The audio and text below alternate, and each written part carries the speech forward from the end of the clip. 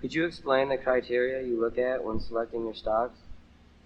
The criteria for selecting a stock is really the criteria for looking at a business.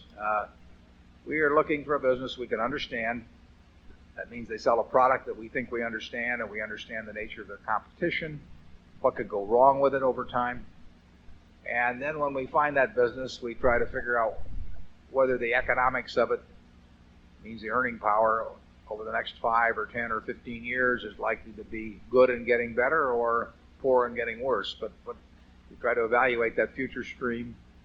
And then we try to decide whether we're getting in with some people that we feel comfortable being in with. And then we try to decide what's an appropriate price for what we've seen up to that point. And what we do is simple but not necessarily easy. The checklist that is going through our mind is not very complicated. Knowing what you don't know is important, and sometimes that's not easy. And knowing the future is definitely it's impossible in many cases in our view, and it's difficult in others, and sometimes it's relatively easy, and we're looking for the ones that are relatively easy. And then when you get all through, you have to find it at a price that's interesting to you, and that's very difficult for us now, although there have been periods in the past where it's been a total cinch. And that's what goes through our mind. If you were thinking of buying a service station or a dry cleaning establishment or a convenience store in Omaha to invest your life savings in and run as a business, you think about the same sort of things. You think about the competitive position and what it would look like 5 or 10 years from now, and how you were going to run it, who was going to run it for you, and how much you had to pay. And that's exactly what we think of as when we look at a stock, because a stock is nothing other than a piece of a business.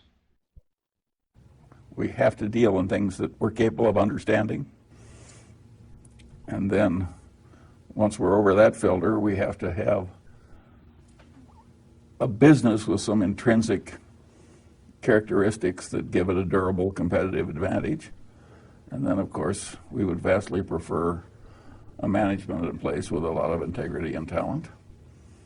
And finally, no matter how wonderful it is, it's not worth an infinite price. So we have to have a price that makes sense and gives a margin of safety considering the natural vicissitudes of life. That's a very simple set of ideas. And the reason that our ideas have not spread faster is they're too simple. The professional classes can't justify their existence if that's all they have to say. I mean, it's all so obvious and so simple. What would they have to do with the rest of the semester?